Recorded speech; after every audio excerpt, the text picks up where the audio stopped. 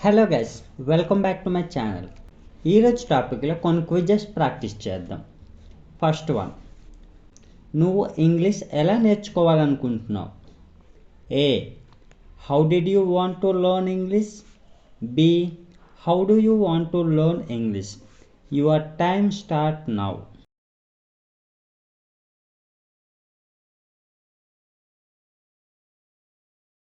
The right answer is how do you want to learn English. అంటే నువ్వు English ఎలా నేర్చుకోవాలనుకుంటున్నావు అని. మరి ఏ యొక్క మీనింగ్ ఏంటి? How did you want to learn English అంటే నువ్వు ఇంగ్లీష్ ఎలా నేర్చుకోవాలనుకున్నావు. ఓకేనా? వాంట్ టు, డిడ్ వచ్చింది కాబట్టి ఇక్కడ వాంటెడ్ టు అని వస్తుంది. How did you want to learn English అంటే నువ్వు ఇంగ్లీష్ ఎలా నేర్చుకోవాలనుకున్నావు అని. How do you want to learn English అంటే నువ్వు ఇంగ్లీష్ ఎలా నేర్చుకోవాలనుకుంటున్నావు అని. సో వాంట్ టుకి క్వశ్చన్ చేసేటప్పుడు డూ ఎలా వస్తుందో, వాంటెడ్ టుకి క్వశ్చన్ చేసేటప్పుడు డిడ్ ఎలా వస్తుంది అనమాట. ఓకేనా? సో దీని యొక్క మీనింగ్ వచ్చేసి ఇది. నెక్స్ట్ వన్, నువ్వు ఎప్పుడు ఇంగ్లీష్ నేర్చుకున్నావు? A, when do you learn English? B, when did you learn English? Your time start now.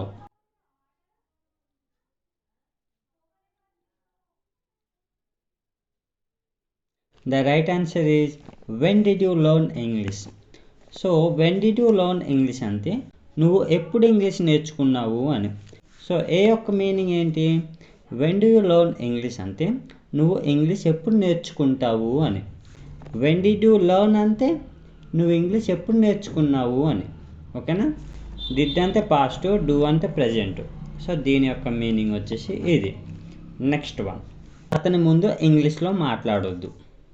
A, don't speak in English in front of her. B, don't speak in English in front of him. Your time start now.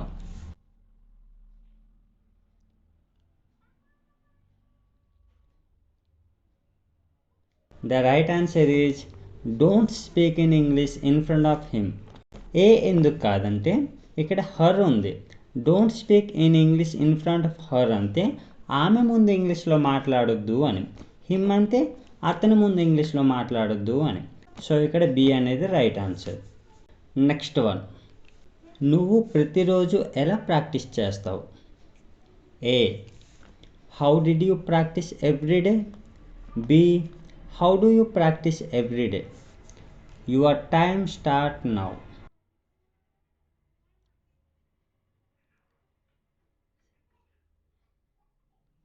The right answer is how do you practice everyday. ఇక్కడ చూడండి. So ఇక్కడ B అనేది ఎందుకు right అంటే మనం ప్రతిరోజు everyday activities, every week, every year ఏదైతే పని చేస్తుంటామో దాన్ని మనం డూతో చెప్పాలి. సో ఏ యొక్క మీనింగ్ ఏంటి? How did you practice everyday అనేది రాంగ్ ఆన్సర్. డిడ్ అనేది పాస్ట్ కిందకు వస్తుంది. ఓకేనా? హౌ డిడ్ యూ ప్రాక్టీస్ అంటే నువ్వు ఎలా ప్రాక్టీస్ చేసావు అని. నువ్వు ప్రతిరోజు ఎలా ప్రాక్టీస్ చేస్తావు అంటే how do you practice everyday అని చెప్పాలి. సో ఇక్కడ బి అనేది రైట్ ఆన్సర్. నెక్స్ట్ వన్, నువ్వు ఇంగ్లీష్ నేర్చుకోవాలా? A, do you learn English?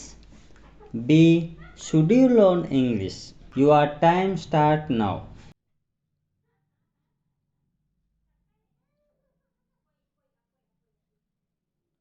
The right answer is should you learn English. ఇక్కడ బి అనేది ఎందుకు రైట్ ఆన్సర్ అంటే చూడండి, ఇక్కడ ఏమి ఇచ్చింది సెంటెన్సు, నువ్వు ఇంగ్లీష్ నేర్చుకోవాలి, వెళ్ళాలి, మాట్లాడాలి, చూడాలి, ఇలాంటి సెంటెన్స్ వచ్చేటప్పుడు మనం షుడ్ అనేది యూస్ చేస్తాం కదా. సో ఇక్కడ ఇంటరగేటివ్ సెంటెన్స్ అనమాట. నువ్వు ఇంగ్లీష్ నేర్చుకోవాలా అంటున్నాం. So should you learn English అంటే నువ్వు ఇంగ్లీష్ నేర్చుకోవాలా అని. సో ఇక్కడ ఏ యొక్క మీనింగ్ ఏమొస్తుంది? డూ యూ లెర్న్ ఇంగ్లీష్ అంటే నువ్వు ఇంగ్లీష్ నేర్చుకుంటావా అని. నేర్చుకుంటావా వేరు, నేర్చుకోవాలా వేరు. మనకి ఇక్కడ నేర్చుకోవాలా ఉంది. సో మనం ఇక్కడ షుడ్ అనేది చెప్పాలి. సో అందుకే బి అనేది right answer.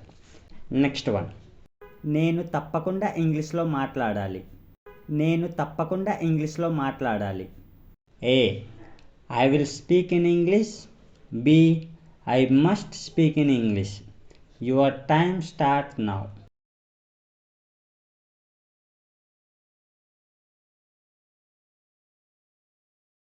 The right answer is I must speak in English. ఇక్కడ చూడండి, దీని యొక్క మీనింగ్ ఏంటంటే ఐ మస్ట్ అంటే తప్పకుండా, నేను తప్పకుండా ఇంగ్లీష్లో మాట్లాడాలి అనేటప్పుడు మనం మస్ట్ అనేది యూస్ చేస్తాం. మీరు తప్పకుండా రావాలి అనేటప్పుడు మనం మస్ట్ అని యూస్ చేస్తాం. సో ఇక్కడ ఏ యొక్క మీనింగ్ ఏంటి, I will speak in English అంటే ఓకేనా, జనరల్గా నేను ఫ్యూచర్లో మాట్లాడతాను అని. తప్పకుండా, తప్పనిసరిగా మాట్లాడాలి అనే సిచ్యువేషన్లో మనం మస్ట్ అనేది యూస్ చేస్తాం. ఓకేనా. సో దీని యొక్క మీనింగ్ వచ్చేసి ఇది. నెక్స్ట్ వన్, నేను ఇంగ్లీష్లో మాట్లాడలేకపోతున్నాను. A, I'm not going to speak in English. B, I'm not able to speak in English. Your time start now.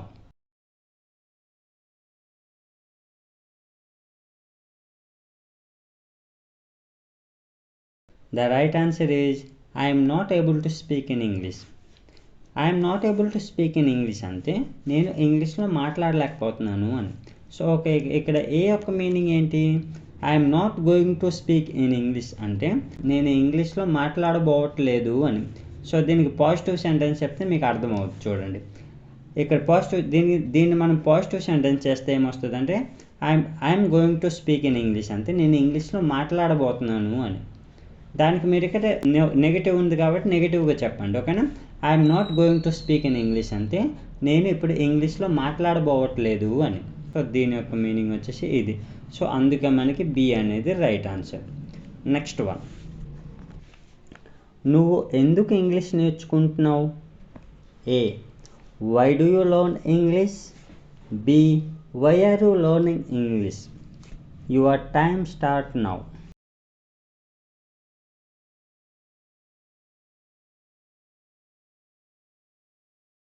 The right answer is why are you learning English. So ఇక్కడ ఇదే ఎందుకు right అంటే మనకి sentence ఏమి ఇచ్చింది, నువ్వు ఎందుకు English నేర్చుకుంటున్నావు అని. Present continuous. So present continuous అంటే ఏమొస్తుంది, ఈజేమో ఆర్ ఇక్కడ ఉంది కదా. Why are you learning English అంటే నువ్వు ఎందుకు ఇంగ్లీష్ నేర్చుకుంటున్నావు అని. ఇక్కడ ఏ యొక్క మీనింగ్ ఏమొస్తుంది, why do you learn English అంటే నువ్వు ఇంగ్లీష్ ఎందుకు నేర్చుకుంటావు అని. ఎందుకు నేర్చుకుంటావు వేరు, ఎందుకు నేర్చుకుంటున్నావు వేరు. ఓకేనా. సో రెండింటికి డిఫరెన్స్ ఉంది. సో ఇక్కడ బి అనేది రైట్ ఆన్సర్. నెక్స్ట్ వన్, కాసేపు ఇంగ్లీష్లో మాట్లాడతావా. A, do you speak in English for a while. B, did you speak in English for a while. Your time start now.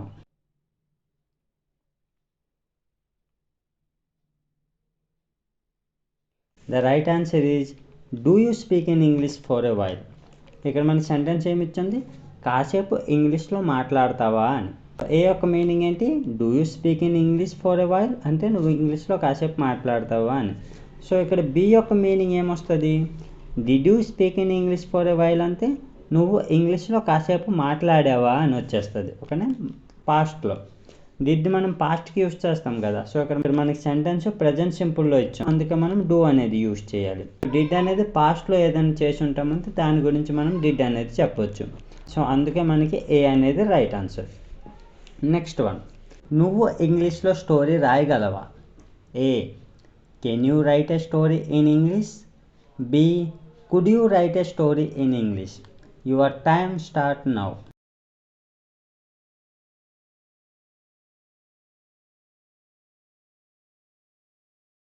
The right answer is can you write a story in English.